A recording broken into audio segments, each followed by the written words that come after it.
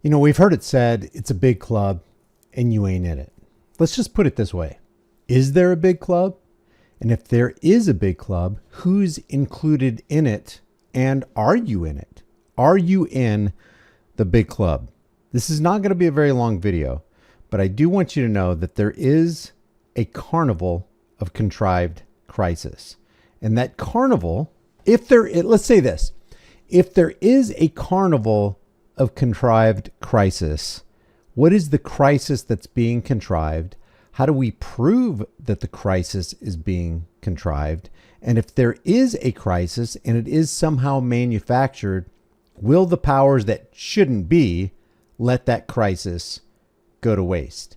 I think we know, according to their own words, what the answer to that question is. You never want a serious crisis to go to waste. Never waste a good crisis. But I wanted to show you this that I just posted on my Twitter page on what Donald Trump said with regard to meeting Barack Obama backstage before they went out into the public, the highly publicized Jimmy Carter funeral. Check this out. Off the top, you mentioned the Carter funeral today. What were you talking to Barack Obama about? It did look very friendly, I must say. That sounds like Ducey who answered or who asked the question. I didn't realize it, how friendly it looked. I saw it on your wonderful network just a little while ago before I came in, and I said, boy, they look like two people that like each other, and we probably do. We have little different philosophies, right? But we probably do. I don't know. Do you realize that the way they talk to one another when they're standing in front of their own constituents, it makes it sound like they are bitter enemies? It makes it sound like they want each of their crowds to believe that the other guy, that Donald Trump or Barack Obama, is ruinous for the country, are absolute villains who are on the take, who want to demolish the American way of life. How can you actually get along with somebody like that? How can you actually suggest maybe we do get along? Maybe there is goodwill among us. I'll tell you this. Let me know what you think about this. If I knew somebody who is trying to ruin the people in my neighborhood, let alone ruin the people in my city or my state or my country, I would not give off any signals that we might be on good terms, because we absolutely wouldn't be. This is what he just said right here, I'm going to play it back, is very, very telling about who he really is. And he's willing to say this on camera. It's almost like he can't hold back. He can't hide the fact that him and Obama have a cozy, buddy relationship in the big club that I wager you and I aren't in. How friendly it looked. I saw it on your wonderful network just a little while ago before I came in, and I said, boy, they look like two people that like each other, and we probably do. We probably like each other. I probably like the guy who's trying to destroy the people in my neighborhood. I probably have good feelings for the guy who's trying to alienate and divide and demoralize and control my city. I might be on good terms with the guy who's trying to literally destroy America in a globalist takeover. I might be on good terms with that guy.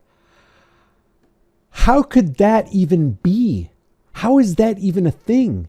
How is that even a suggestion that would come out of Donald Trump's mouth unless it were actually true? And if it is true, then he really likes a guy who wants to set up this globalist-styled, smart city, elitist-controlled America where nobody has any freedom. Either that's true, that he likes that guy, or it just is all an act. I mean, because what else could it be?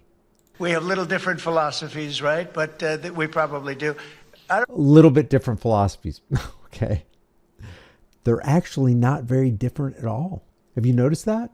What's one of the biggest things Barack Obama did in 8 years during his administration? He demolished the value of the American dollar and massively increased the national debt. What were the two exact same things that Donald Trump did in his 4-year first administration?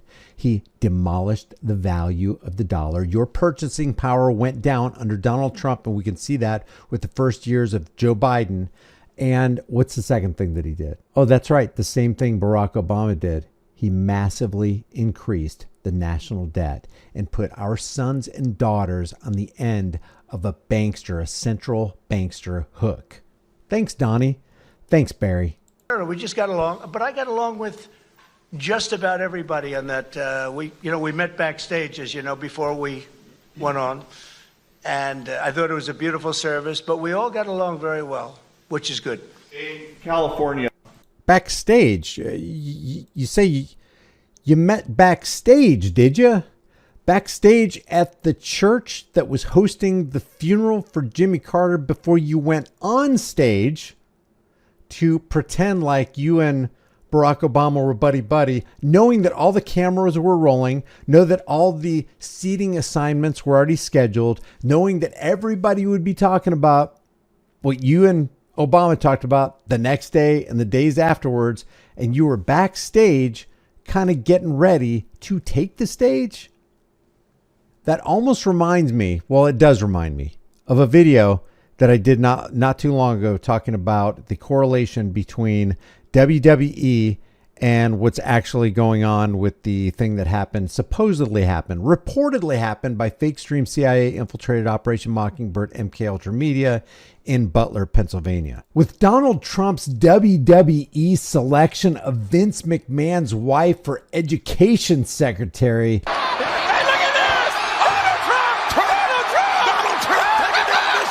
It's like they don't care. They know you know, and they don't care that you know, and they continue to show you the thing that you already know. It's WWE.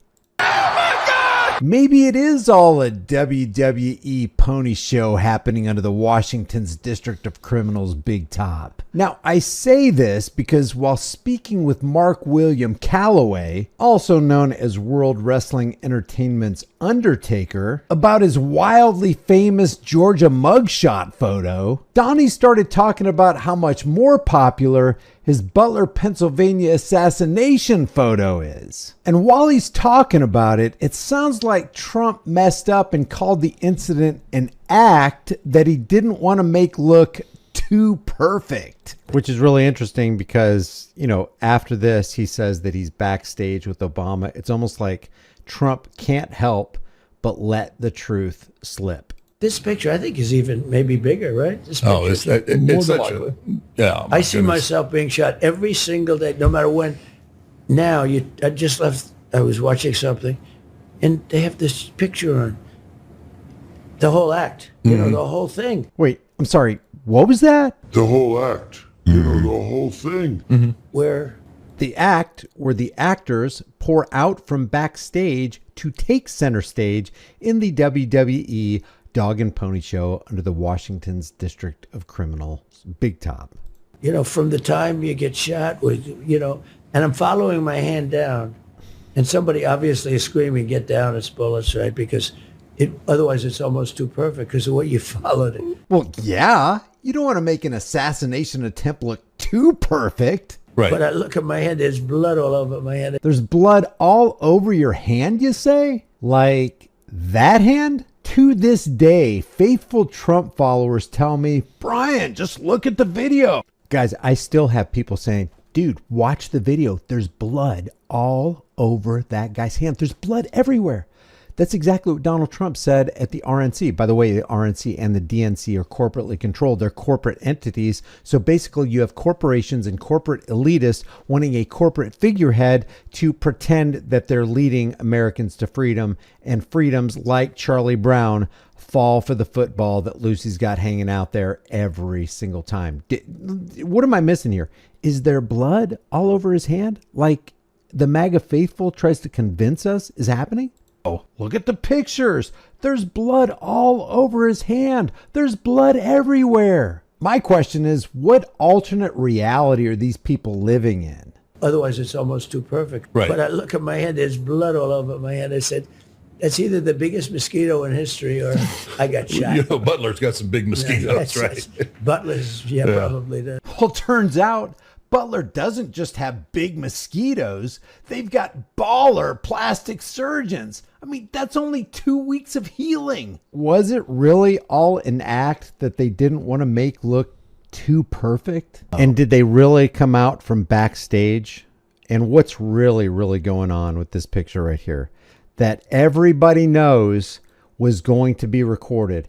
Every mainstream media source was going to be there. Millions upon millions, tens of millions of people would see the interaction between former presidents and the current incoming president, and they just don't give a damn what you know and how much of the psychological operation and predictive programming skit that they make bare before the public. Leave your thoughts about this for the world and the global thought police in the comments section below. If you haven't done so already, subscribe to the channel, hit the bell notification icon, give it a thumbs up, share it with everybody you know. Don't forget to subscribe to my email list through my website, highimpactflix.com. If you want to support the channel further, become a channel member, grab a shirt, but understand, you got to keep your eyes open. It's easier to deceive the masses than to convince them that they've been deceived. Don't be the one in the deceived pile. I'll see you in the next video.